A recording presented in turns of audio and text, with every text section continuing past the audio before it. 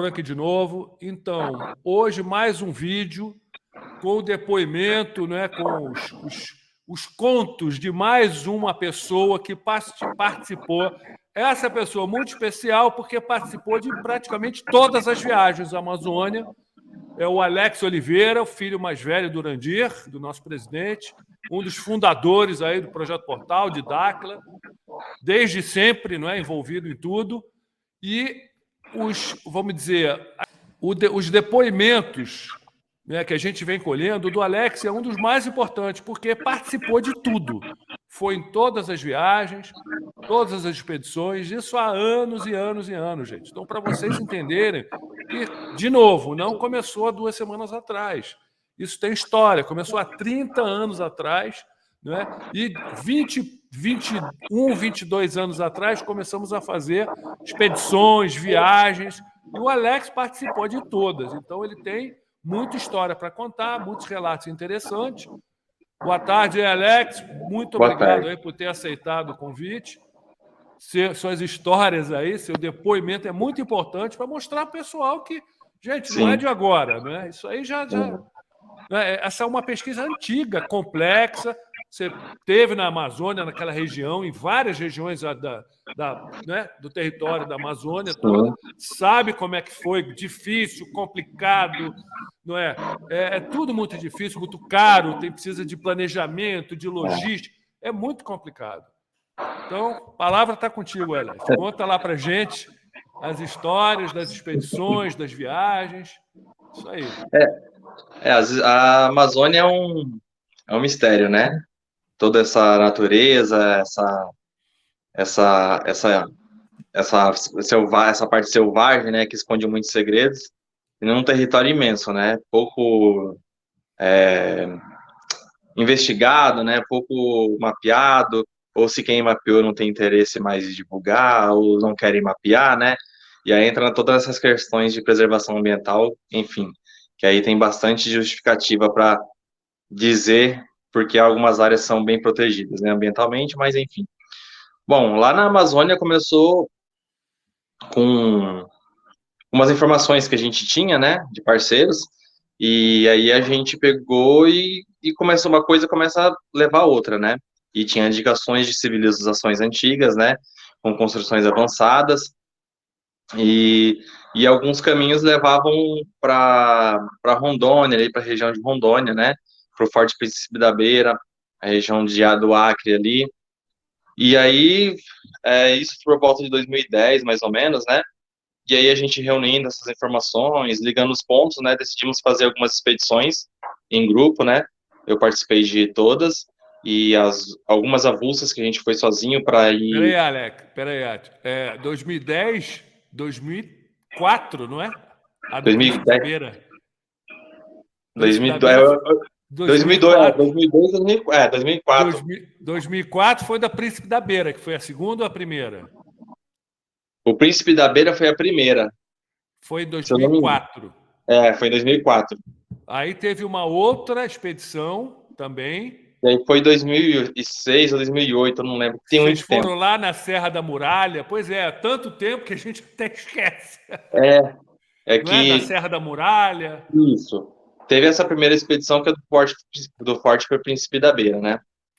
Então, nessa primeira expedição do Forte Príncipe da Beira, aí a gente fazia esse levantamento desses fortes, do forte especificamente, né? E o que tinha ao redor, que tudo indicava que ali havia uma civilização antiga. E o indício mais forte era que a tecnologia empregada na construção do forte, para a época, que diz que era dos bandeirantes, se eu não me engano, que iam para ali, não as bandeirantes de São Paulo, os desbravadores que subiam aqui do Brasil para explorar a Amazônia, né, para a instalação das estradas de ferro na época, da borracha, que extraía borracha ali, enfim, aquela época, começo de 1900. Então tem esse forte, e esse forte ele tem uma construção parecida com, muito igual, similares a outros fortes no mundo inteiro. Isso levantava uma hipótese de que havia uma civilização com esse conhecimento, talvez uma civilização mundial, com um conhecimento mundial comum, né, que esses fortes estão instalados no mesmo formato em vários lugares do planeta, mas ali pela extremidade, pela hostilidade do ambiente, né? Era muito interessante ter aquele forte ali, na beira de um rio, um ambiente selvagem, inóspito, né, para a época. Hoje já é muito difícil, mas enfim. Quando a gente chegou lá, a gente ficou instalado na base militar, que é alguma unidade militar do Exército Brasileiro ali, e a gente foi levantar as pesquisas. Ali a gente pôde ver a tecnologia de construção, né, de tijolos com curvatura, que fazem a edificação do forte, né, os cantos, e mais a precisão com que eles cortavam e o alinhamento angular que esse forte tem, né. A construção em si não é uma novidade, é bem similar a uma fortificação mesmo, com vários pontos de vista, né, então, mas o que mais impacta mesmo é a tecnologia empregada. No ângulo de inclinação das pedras, no tipo da pedra, né? Então, a gente vê um empenho muito... é estranho ter um empenho muito grande de fazer aquele forte para um lugar que era completamente abandonado, isolado do mundo, né? E ter aquela justificativa ali que não era um lugar de guerra, de conflito. Ali não é um lugar de conflito, né? Então, a justificativa que existe, né, contemporânea, é que para proteger a fronteira, que ali a gente tem divisa com a Bolívia, etc, né? Então, fora a logística, né? Você construir um forte daquele, hoje já é complicado, já é um lugar ermo, afastado. Imagina naquela época, ou seja, não faz sentido nenhum. Nenhum. E eu tenho uma comparação simples, porque quando você pega um forte para comparar, aqui em Santos, por exemplo, que é a cidade onde eu moro, tem um forte aqui que são os mais antigos. E você vê a pergunta é que fica, onde ficou essa qualificação profissional aplicada num forte inóspito, isolado? Isso. Por que ela foi aplicada lá, tão qualificado, tão bem elaborado, cheio de detalhes, e um forte aqui em Santos que parece uma construção portuguesa, realmente como toda remendadinha ali, redondinha, né? Então esse conhecimento, essa parte, a mão de obra, vamos supor assim, a mão de obra usada num lugar, ambiente inóspito, que ainda hoje, já tem pessoas que moram lá, mas a gente pode considerar que porque é isolado, e Santos não existe, né? Então, existe os elos aí de ligação. Mas, enfim, voltando para o forte lá, a viagem é muito ruim, a gente andava um trecho muito grande de terra, que a gente todos tinha que de carro, né? Vocês foram todos de carro, né? Essa expedição. Todos de carro, com um carro próprio, financiamento próprio, né? E era muito difícil, porque a gente tinha que planejar uma temporada boa, que não tinha muita chuva, uma temporada de seca, a princípio, né, que a gente pudesse transitar ali, porque só passava 4x4, e aí a gente foi lá na cidade, que era na região de Abunã, se eu não me engano. Isso aí, Abunã. E aí a gente ali, a cidade não tem recursos assim de como a gente tem em São Paulo, outras cidades, capitais, né? Porque é tudo na base do gerador, não chegava, até naquela época não chegava a rede elétrica lá, né? Nem eletricidade tinha na cidade? Nada. Tinha eletricidade à base de geradores, e toda hora dava problema lá, caía energia. Então, e era uma rota que levava ali pro Acre, né? Então, que ligava os estados. Mas chegando lá no forte, a gente, analisando esses detalhes, né? A gente viu que não tinha muita justificativa todo esse conhecimento, essa mão de obra qualificada estar aplicada ali, no ambiente que hoje já é ruim de chegar, de logisticamente chegar, e não ser aplicado em outros pontos do Brasil. E tem outros no Nordeste, tem uns fortes parecidos. Mas o que mais intrigou a gente foi, a gente pesquisando ali, a gente tinha tipo um bueiro ali, né? Uma entrada subterrânea. Uhum. E aí a gente, com a permissão do Exército, sempre com a participação deles ali na vistoria e olhando o ambiente, a gente conseguiu adentrar ali e a gente viu que tinha uma abóbada com uma pedra única, né? Uma pedra única, não é um concreto, é uma pedra única, montada sobre, fazendo uma cúpula, né?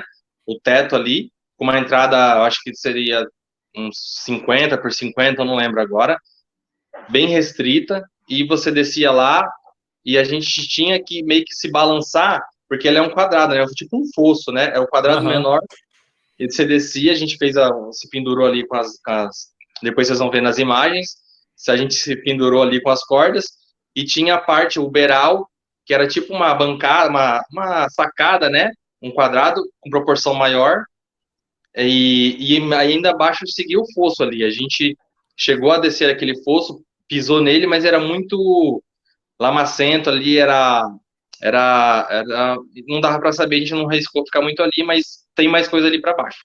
Tava muito sujo, na Então verdade, né? você entrou no túnel, né? Naqueles É, túneis, né? Todos simétricos, parecendo aqueles túneis do Egito, né? Das pirâmides. exato.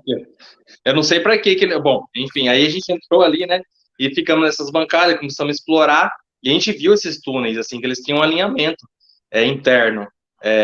Se aquilo ali, eu não sei qual tipo de defesa seria aquilo ali, porque não cabe uma pessoa, não cabe um arma, a princípio não tem função bélica aquilo ali, porque você não consegue colocar uma arma ali para atirar para onde, porque o túnel não dá para ver o fim.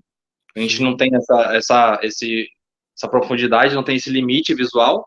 E os túneis são em dois lugares, né? Porque era um se ligava com o outro, nessa abóbada ali que devia ter uns 4, 5 metros de diâmetro. Tem muito tempo, não lembro, mas era bem espaçosa. E esses túneis faziam essa ligação. Tanto, vamos supor, norte-sul, um exemplo, né? Então, eles eram totalmente alinhados, não cabe uma pessoa, e causou uma intriga muito grande, né? A gente poder ver aqueles túneis ali, tentar entender e tentar ter uma justificativa para a construção daquilo por motivos de defesa, né? E a gente não Sim. encontra. Então, E aquela... aqueles artefatos? E aquela espada? Foi lá que encontraram aquela espada, aqueles Sim, artefatos todos? lá a gente encontrou alguns artefatos na região ali, e que também, a princípio, justifica uma civilização, alguém que esteve ali, né, que tinha morava ali, ou tinha um posto ali por algum motivo, né, e aí a gente encontrou esses pedaços ali, esses artefatos ali, né, e a gente conseguiu resgatar, limpar, e tá bem conservado, e que justifica a presença de uma civilização com conhecimento. Ali tem uns símbolos, né, que não é usado hoje pelas forças. Então, tem toda uma história ali que a gente não consegue atribuir ao motivo de proteção e exército, né, exercício E militar. eram artefatos metálicos, não é? Artefatos mais Metálico, sofisticados, não é? não, bem Não, acabado. nada de Bem, cerâmicazinha primitiva, nada disso. não, estava bem acabado, tinha de peças de metal, né? Vamos supor de ouro, até parece de ouro, com desenhos de como se fosse de meio tribal, né? Identificando possivelmente uma raça, um grupo, alguma coisa nesse sentido, né? E os barros, né? As peças que tinham ali com inscrições e tudo mais, né? Então, aí, infelizmente, a gente acabou tendo que a gente tem que reportar isso. Nosso período foi curto de pesquisa, né? E a gente tinha tudo que a gente fazia lá, a gente tinha que reportar ao exército. E acabou que a gente a gente foi proibido de continuar nossas pesquisas ali, porque a gente tinha uma cooperação, né? Então a gente tinha que falar a verdade para o comandante, que autorizava a gente, e para ele poder liberar a gente. Então chegou um momento que a gente começou a reportar o que a gente estava vendo, o que a gente estava descobrindo, o que a gente estava achando, e a gente deve parar as pesquas, né? Não era uma ordem local, Começou a incomodar, não é? Começaram a começou a achar incomodar. coisas. Não era só arqueologia simples, não era uma coisa muito comum, né, muito padrão. Vamos ver de como foi construído. Não era só a engenharia em si, né? A gente começou a encontrar links ali com civilizações, com conhecimento, com outras culturas ali, né, que não faz parte do local. Também na redondeza ali, como a gente foi impedido de continuar as pesquisas ali, a gente continuou dormindo na base militar, mas a gente tinha indícios também de que tinha tipo uns muros grandes ali por dentro da mata, né? Então a gente fez vários dias de pesquisa ali ao redor e realmente a gente constatou esses muros de pedra. Não tem nada tão acabado, tão bem trabalhado, mas existem essas montanhas de pedras que elas seguem um caminho, não dá para identificar, é extenso, porque elas já se estão camufladas no ambiente ali, né? Com árvores e entulhos, e por muito tempo ali se mistura com terra, né? Mas você vê esses círculos, essas montanhas de pedra com 3 metros, parecendo barreiras mesmo, barreira militar para impedir passagem ou dificultar a passagem, né?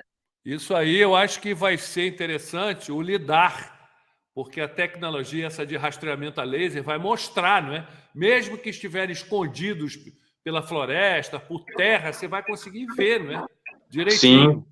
sim. Aí nesses muros a gente vê esses amontoados de pedras, né? É muito grande, eu acho, faz um amontoado fazendo uma base de uns 8 metros, talvez, com um pico de uns 3 metros, né? Então, é muito E simples, é aquela, muito... e aquelas pedras que vocês chegaram e desenharam com giz as marcas que tinha, foi nessa Lá região também? é próximo, lá em Riachuelo. É o oposto, se eu não me engano, é em outra direção. Mas lá é incrível, porque a gente vê essas pinturas rupestres, né? Mas não tem nada de pintura rupestre ali. Ali é desenho refletindo um cotidiano, pessoas, conhecimento que você tinha ali, né? Quando você desenha alguma coisa, você está replicando alguma coisa do atual momento que você está, né? Uma arte, vamos supor. Sim. Então, tinha ali desenhos humanos, né? Humanoides, bichos, inscrições, né? Símbolos. E na rocha ali, na pedra, né? Na pedra bruta, como se fosse uma montanha, foi lá e desenhou, e não é embaixo, alguns são em baixo relevo e outros eram em alto relevo também, né? Ou Tinha seja, na como que índios primitivos fizeram isso, né? Exatamente. E lá até hoje pouco se ouve falar. Então no- é, eles colocam um instituto lá, arqueologia tem investimento lá, o governo federal coloca esses institutos, mas apenas para falar que está lá ativo e deixar quietinho, deixa escondido isso, não vamos falar, a gente já descobriu, se a gente está ciente, mas não é importante. Isso não é importante. Importante é só lá fora, é Peru, importante é É, os outros países. Aqui na Amazônia não tem nada importante. Para a gente não exatamente. importa, a gente tem que preservar o meio ambiente. Então, fica lá essas pinturas, tem lá, são em vários lugares em pedras, se eu não me engano tinha numa cachoeira também, mas só dava para ver com água baixa. A gente chegou, tem umas fotos que foi em outra época que a gente foi, e essas que são mais visíveis, está lá, ao ar livre. E tem os responsáveis lá pelo local, né? Se eu não me engano, a IFAM, que cuidam, sempre estão recebendo os turistas lá, qualquer pessoa pode ir lá, isso é um espaço aberto, preservação, e tem tudo isso. Aí vai da imaginação das pessoas achar que era só um povo ignorante que fazia uns rabisquinhos ali, ou se aprofundar mais e perceber qual o motivo daquilo estar ali numa rocha aleatória no meio da floresta ali, né? Essa descrição. Inclusive isso daí eu até venho falando que está começando a mudar essa percepção, principalmente da parte de pesquisadores independentes, que vem falando, gente, essas pinturas, esses desenhos, não é meio que não dá para entender É direito o incomum que aquilo ali, né? é totalmente incomum. Por que não quer dizer que seja o retrato de uma experiência real que eles tenham tido? Por que tem É, que ser sempre sonho, coisa mística? isso. Muitos estão mudando agora a percepção, Uhum. encarando como realmente são descrições, não é, de eventos reais ou de Isso. seres reais, porque a Uhum. gente vê muito bem os seres, não é? Não, é Bem muito definido. diferentes, Uhum. humanoides, tanto é que vocês desenharam com giz, não é? Sim, tem muita coisa lá. O mais incrível de tudo isso é ter essas inscrições numa região selvagem, né? A gente fala isso agora, ir para lá já é difícil. Imagine isso há 200 anos atrás, a gente nem 500 anos atrás, o ano do descobrimento do Brasil. Não tem nem como falar que isso foi feito há 500 anos atrás, porque é recente isso. As inscrições estão muito mais antigas, né? Porque a civilização começou no litoral ali, com o descobrimento, enfim, há 500 anos. Não tem como há 500 anos alguém ter ido lá, né? Então é um povo com muita cultura que vive lá, viveu lá, ou de repente até vive lá, né? A gente não sabe, a Amazônia é muito grande, tem esse conhecimento ainda e, ou deixou esse conhecimento lá e saiu também, né? Desapareceu, a gente não sabe, né?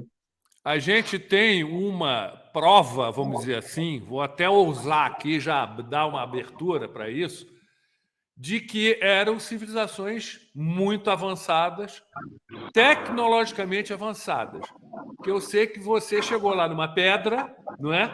Grande, Isso, com determinadas inscrições, não é? isso. Que a partir dessas inscrições, nós fabricamos uma determinada tecnologia Sim, que funcionou e que é uma coisa revolucionária e que isso. vamos estar introduzindo essa tecnologia brevemente na nossa base em Dubai, nos Emirados. Foi. E eu Aham. sei que você que, né, conta aí, dá uma palhinha aí dentro que a gente pode. Como é que É, a foi gente isso aí? teve uns desenhos, a gente chegou lá nesse ponto, uma pedra grande, né, isolada, a gente teve uma indicação do caminho, né? E aí a gente chegou lá, teve toda essa questão, esse contato, né, com essa informação, com essa tecnologia que a gente recebeu. E aí, dando direções, né, caminhos para implementar, para a criação não é instrumento, eu poderia dizer, essa máquina, né, Artefato, dessa máquina, artefato, essa é, coisa. essa coisa aí, que tem um poder impressionante, e se você, isso a gente está falando de há quase 20 anos atrás, e a gente Isso. pega para onde o futuro da energia está caminhando, a gente vê que é totalmente possível, a gente já estava com essa informação há 20 anos atrás, né? Então foi muito bom, a gente teve essa informação, trabalhamos nisso muito tempo, pesquisando, usando materiais, só que a tecnologia evolui, né? Num determinado momento você não consegue ter o material apropriado, então você tem que pausar a pesquisa, fazer em outro momento, dar início, continuar de novo, porque é uma tecnologia simples, revolucionária e de fácil aplicação, né? Exato, mas eu queria assim, como que você, porque você pegou lá a codificação toda, como que era? Como se fosse como que era assim, os Era uma luz, desenhinhos? brilhava, né, na parede ali, tinha um buraco lá, e a Aham. gente conseguiu ver essa iluminação lá, parece que alguém tinha deixado lá, né? A gente conseguiu ver essas inscrições, tinha umas pedras com as inscrições ali, com os códigos, a gente tirou foto, filmou, e aí a gente ficou por acho que uns 40 minutos ali, pegando essa informação, tentando codificar, mas aparecia lá.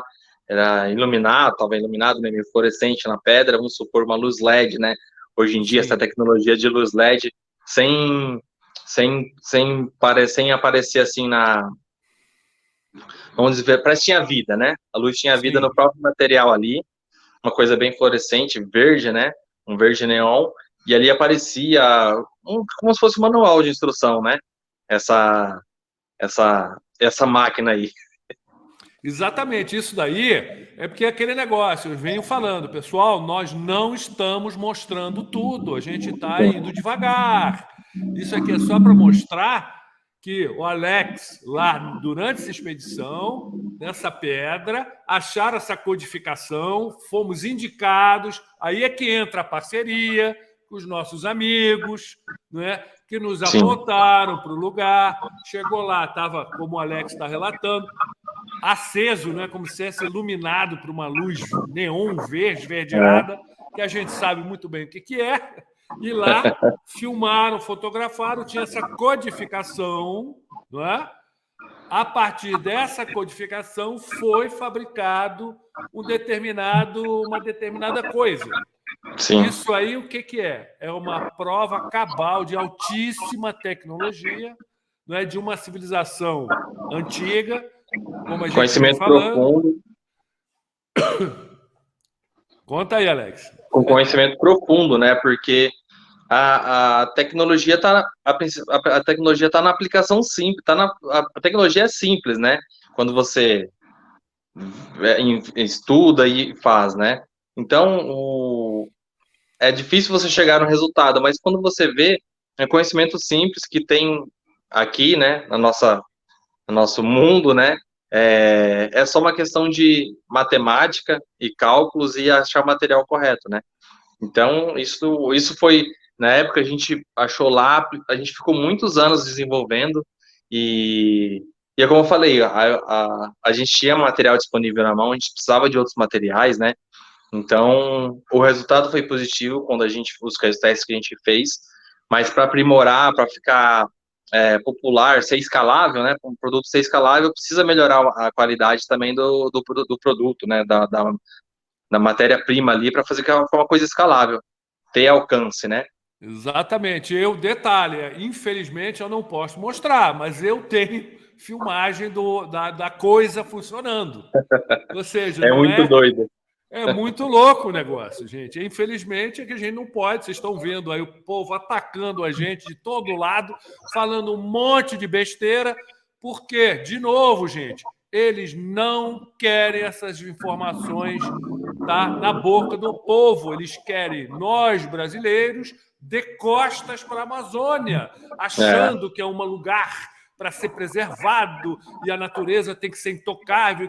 Gente, eles querem esconder de nós todos o que tem realmente lá. Só que uhum, lá estão milhares de ONGs, 100 mil ONGs, não é? Tem dinheiro muito grosso, vamos dizer, das grandes fundações, Fundação do George Soros, do Bill Gates, Fundação Rockefeller, Fundação Ford, dinheiro pesado lá, não é, investido para justamente ir atrás disso, porque eles sabem dessa alta tecnologia, dessa civilização antiga que existiu lá na Amazônia, que a gente vem falando e está começando a mostrar, fora os interesses que existem das oligarquias locais, dos coronéis locais, não é, que deixam a população refém, não é, desse poder local deles, unido a esses grupos globalistas. Ou seja, vocês imaginam, é a tempestade perfeita da manipulação, não é?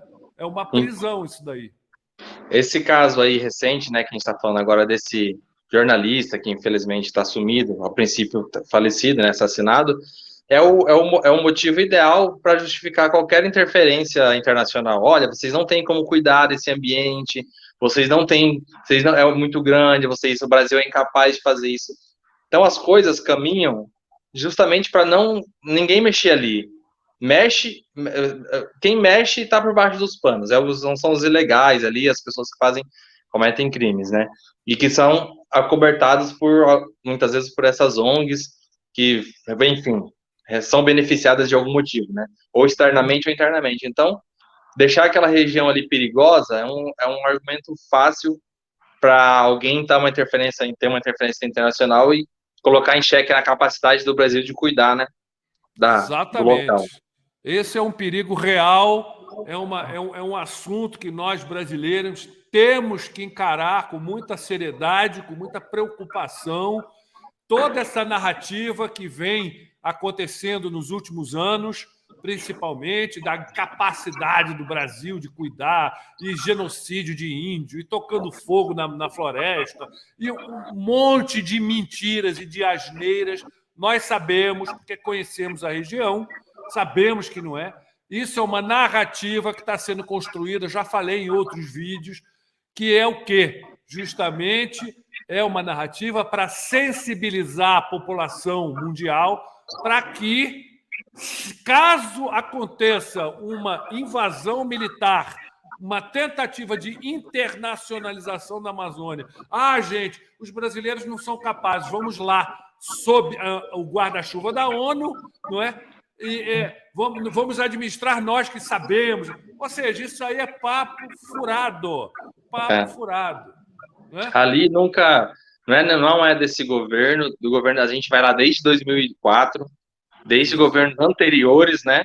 A gente, sem citar nomes aqui, mas desde governos anteriores, a gente cansou de entrar mais de 100, 200 quilômetros em mata virgem, assim, com acessos difíceis, né? E algumas partes andando, e você vê essa extração, falando um pouco de ambientalismo, né? A gente vê a extração de madeira desde governos anteriores, essa questão que estão colocando lá de conflito de garimpeiros, enfim, isso sempre existiu, só não era tão divulgado porque não era do interesse de quem está divulgando nos governos anteriores, e agora nesse governo está sendo divulgado, a gente não sabe por quê, né? Mas, enfim, esses conflitos na região ali são comuns, sempre existiram, uma região inóspita, que, infelizmente, algumas pessoas se beneficiam desse local, né, de difícil acesso. Então, ali sempre teve extração de minério, madeira, e a gente via isso, porque a gente correu algumas vezes a gente até se sentiu ameaçado, não fisicamente, né? Mas porque a gente entrava nessas regiões e do nada você via um caminhão carregado de 5, 6 toras, Scania, cara, sabe, caminhões modernos, não é só caminhão ruim, velho, não. É caminhão bom que precisa ter força para entrar ali e sair dos atoleiros, essas estradas rudimentares que são construídas só para essa extração da madeira, e você via lá, e o pessoal de extração fugia no mato, às vezes abandonava maquinário, a gente cansou Ninguém de ver isso. nunca, ninguém nunca chegou para vocês assim ameaçando, ó, o que vocês estão fazendo aqui? Aqui não pode entrar, não sei. Vocês nunca Teve sofreram esse alguma, tipo de retaliação?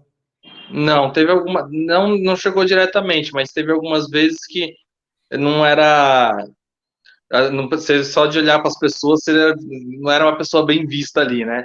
Então, mas assim, diretamente chegar e ameaçar a gente, em algum momento que a gente foi, não. Mas a gente a gente sabia o nosso limite ali, né? Porque a gente se chegar num lugar que tem extração ilegal de madeira e a gente tá ali e de repente ter máquina e todo mundo sumir de repente, né? E a gente sempre ia em grupo, então isso era bom. A gente nunca tava em dois ou três, tava quatro, três ou quatro carros às vezes, né? Então não tinha, a gente estava mais protegido por estar em grupo. Mas dava algumas vezes que a gente chegou aí sozinho eu, meu pai e meu irmão, às vezes a gente sentia um pouco de receio, era bem estranho, né? As pessoas que estavam É. por perto. Mas não, eu acho que não me lembro de ter alguém ter proibido a gente de fazer alguma coisa. E Nem quando você, e você em outras viagens assim, eu sei que vocês chegaram a entrar em túneis, né, em galerias, entramos. né? Não, lá tá Conta cheio um de pouquinho. galeria. A gente entrou em uma lá que era muito grande, só que estava muito alagado, né? A gente. Era um buraco de tatu, quase um buraco de tatu, vamos supor assim, um pouco maior, porque cabia a gente, né? E a gente entrava ali, passava no. A gente passou num lugar que a gente viu um buraco, né? A gente estava na estrada e viu esse buraco, esse acesso. A gente entrou num sítio ali que dava acesso a esse buraco na montanha. Aí a gente conversando com o morador ali, ele falou: tem um buraco ali, mas não sabia direito, nunca tinha entrado, não tem coragem, né? E a gente entrou ali, água até o pescoço, uma parte, né? Um trajeto, depois subia o nível do buraco, né? Então tem bastante galeria ali. Isso, não, eu tô falando nem na Amazônia, lá no fundo, né? Isso é na região de onde tem civilização ali, de acesso, de logística, de asfalto. Então, sim, tinha galerias ali, a gente entrou. E tem várias, né? A Amazônia. E aquela situação, até tem as fotos aqui que eu vou colocar, que está Urandir com um aparelho medindo, chegou num marco ali exatamente. O que, que era aquilo mesmo? Era um marco, não é? Era como se fosse um centro de alguma coisa. Lembra que ele está com um prumo, eu acho, assim, um Puta, pêndulozinho, né? Você lembra eu não disso? tô lembrado. Não tô lembrado. Faz muito tempo. Você tem a foto aí, não, né? Eu tenho, peraí, deixa eu ver, deixa eu pegar a Pra foto aqui. passar. Peraí. Olha aí. Ah, tá. Tá vendo Isso ele aí batendo? é lá em Rachuelo mesmo. Ele está batendo uma coordenada com o GPS aqui, ó. É um Sim. ponto, não é? Esse ponto aí eu esqueci exatamente o que que é, cara. Eu acho, Felipão, que isso era lá em Rachuelo mesmo, mas eu não lembro dele, o motivo da gente estar fazendo essa medição, essa coordenada. Ah, não, isso aí é a Serra da Muralha, pô. Serra da Muralha. Não, isso aí é na muralha. A gente só tava batendo. Nesse momento aí, a gente tava batendo as coordenadas porque o GPS estava indicando uma distância que a gente não tinha perto. Não. Assim, a gente tinha duas. A gente tava com uma coordenada ali. Essa coordenada não batia. Apesar da gente ter achado a Serra da Muralha, essa Sim, coordenada indicava ela um pouco mais à frente, realmente o que a gente queria, né? Porque a gente andou. Depois que a gente desceu o Rio Madeira, quase uns 40 minutos ali de Abunã, sim, a gente andou mais 15 quilômetros mata dentro, né? Para chegar nessa muralha aí. E é uma sim. pedra assim, no meio do nada. Se você não conhece a região, o mateiro, só o mateiro mesmo que sabia lá. Que a gente, depois de muito investigar, né, e perguntar, aí a gente consegue o mateiro, não, você chega lá. Então, é uma pedra íngreme, muito alta ali, você olhava, quando você subia ela, você via toda a copa, muito mais alto que as árvores, você via toda a copa das árvores, assim, aí você via que a Amazônia é um negócio impressionante. É impossível você, sem essa tecnologia desse radar aí que está fazendo as filmagens, que vai sobre Ratanabá agora, né? Sim. É muito difícil fazer uma leitura assim, você passar por um monumento e não perceber é a coisa mais fácil do mundo, porque é muito mato. E aí a gente tava com essa dificuldade, porque a gente, apesar de ter achado esse ponto, que já é muito interessante, que era essa montanha, uma rocha do nada ali, cercada por um muro de pedras, por toda a rocha, assim, tinha um muro de pedras, né? Sim. E de uns 50 centímetros, não era nada muito especial assim, era um amontoado mesmo, mas de qualquer maneira, uma coisa sem propósito, não era para barrar bicho, para barrar nada. Então, não sei por que alguém faria aquilo ali para demarcar um perímetro ali em cima da rocha, que já é impossível um bicho subir ali, né? Ou alguma outra pessoa, enfim. Mas essa era lá, a gente estava com essa dificuldade, porque a nosso GPS trouxe, a nossa indicação trouxe a gente ali, mas a coordenada que a gente tinha indicava a uns 2, 3 quilômetros ali. Só que a gente já estava muito precário de recursos, né? Porque a gente já estava 2 dias no mato e andando, tinha um grupo grande, né? E aí não dava mais para dar esse passo à frente, né? Na incerteza. E aí a gente ficou ali mesmo. Foi um achado que eu acho que nunca ouvi falar em nenhum lugar. E aí depois a gente pesquisou, tem vários pontos nesse Tamatá. Até eu acho que uns anos depois saiu reportagens sobre esses pontos, né? Essas montanhas. E aí a gente acabou voltando. E aí era na Serra da Muralha, a gente estava com um problema de coordenada ali. Porque a gente tinha essa dica, né? Que era de outra pessoa. Mas o propósito, assim, a importância dessa Serra da Muralha, né, no contexto aí do que a gente vem falando em Ratanabá, justamente para mostrar que era um ponto assim totalmente, vamos dizer, inexplicável, vamos dizer, no meio da floresta, não é? Ter essa, como se fosse uma muralha, vamos dizer. Ela, assim, a gente fala muralha porque a gente estava procurando realmente essas muralhas altas, gigantes que tem ali, né? E só que aí, né, quando a gente conversando com as pessoas locais que andam muito mais com a Amazônia, ele indicou esse ponto, né? E tinha o mesmo destino que a da coordenada que a gente tinha. E aí, no contexto ali, a gente interpretou que ele servia mais como um ponto de apoio, né? Para uma caminhada. A gente caminha, vamos supor, anda 15 quilômetros por dia, que ele vai ser o ponto de descanso. Então, seria um ponto de descanso ali, de algum trajeto que uma civilização teria que fazer, né, ou índios, ou alguma tribo, para chegar até outro determinado ponto. Então, seriam pontos de descanso mesmo, né? Uma proteção, um acampamento ali. É um acampamento para dar continuidade a um roteiro, uma rota para outro lugar, né? E vocês Então, viram alguma inscrição lá? Vocês viram algum desenho? Tinha alguma... não, lá não tinha. Lá só tinha essa monte de pedras em volta, né? Fazendo uma circunferência, que não tem explicação, como eu falei, porque ali não tem nada ali, não tem terra, não tem nada para plantar. Não era uma proteção para cuidar que animais não invadissem sua plantação. Era uma rocha cercadinha com um murinho com um muro de pedras, né? Então, é só um indicativo de que alguém fez aquilo ali de propósito, para marcar que aquilo ali é alguma coisa, um ponto específico, né? Não é para se proteger, porque as pedras não têm função. Era você subir e descer para fazer. Não tem como extrair pedra dali, a não ser que você tivesse uma ferramenta para fazer essa mureta. E você justificar também você subir aquele morro e descer só para fazer um círculo ali, para nada, não tinha acampamento, não tinha nada ali, né? De construção. Mas tudo indica que é um ponto de acampamento, de descanso ali, para dar uma sequência, fazendo uma ligação com outro lugar, né? Para seguir uma rota para outro lugar. Ou seja, quanto mais se chafurda ali na Amazônia, mais coisas inexplicáveis se acha, mais provas temos de que a história realmente foi, não é, escrita mas que não tem muito a ver com a realidade, não é? Que é totalmente diferente, é porque não sabem, então ficam querendo inventar explicações e colocam as explicações, enfiam lá dentro, é isso aí, a história é essa aqui, aceite ou não. Pesquisador de Google. Esses pesquisadores de Google aí que não vai em loco, não vai em nada, tá só ouvindo, fica lendo reportagem de um lugar do outro, fica sentado no escritório aí, acha que a Amazônia está no computador só, não tem noção de como é lá.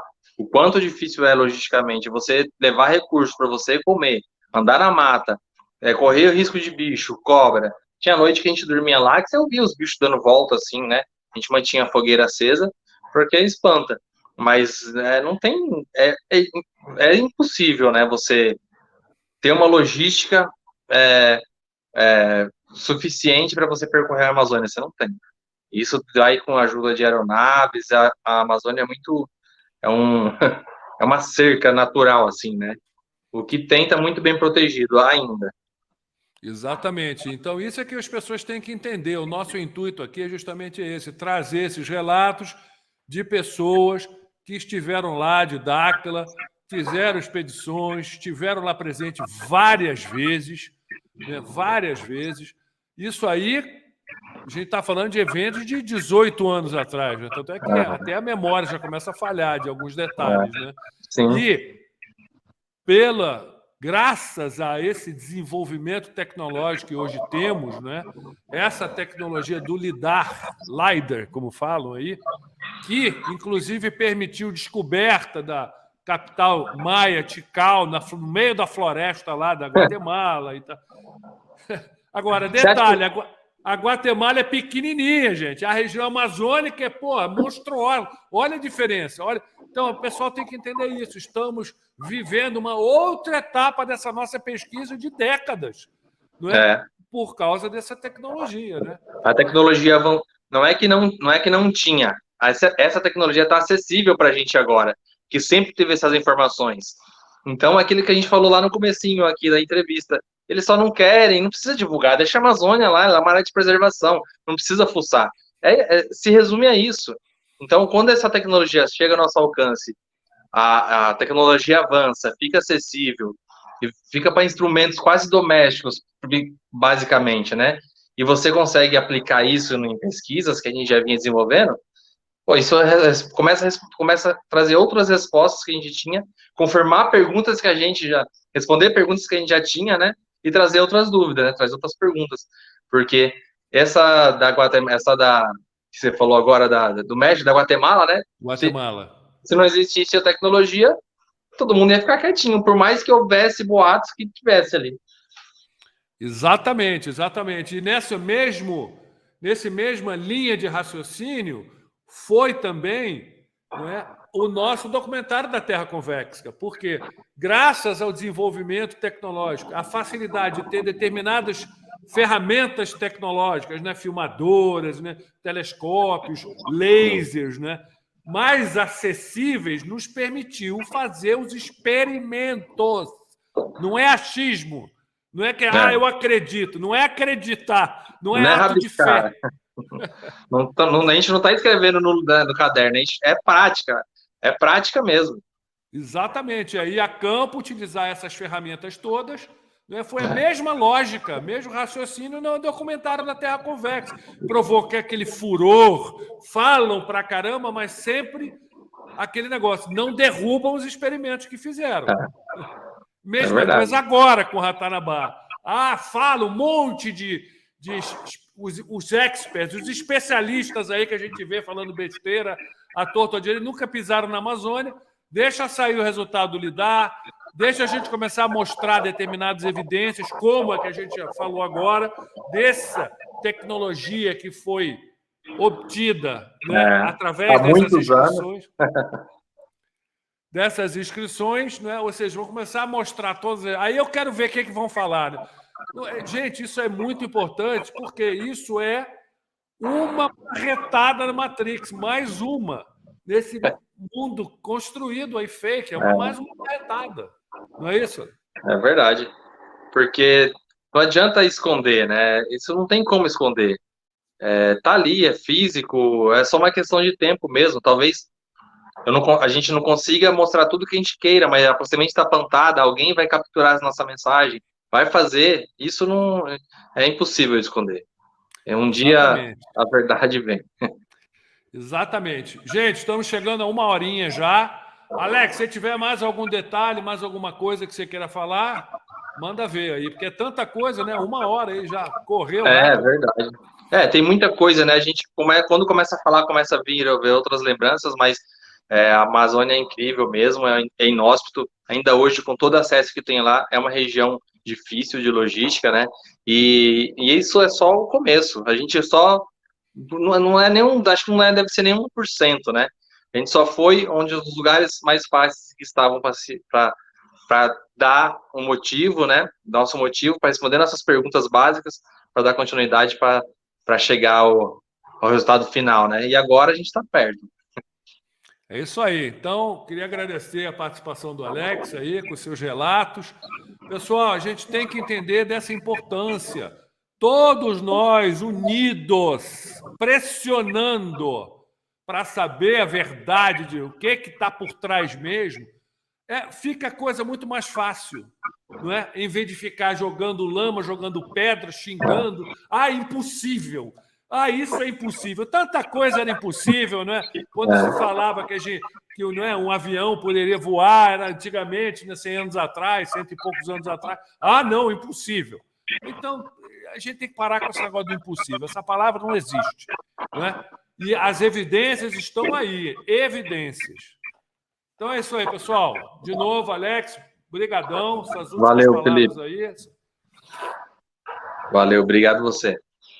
Então é isso aí, pessoal. Vamos continuar. Aquele negócio é só o começo. Vem muita coisa por aí. Mente aberta. Um abraço a todos.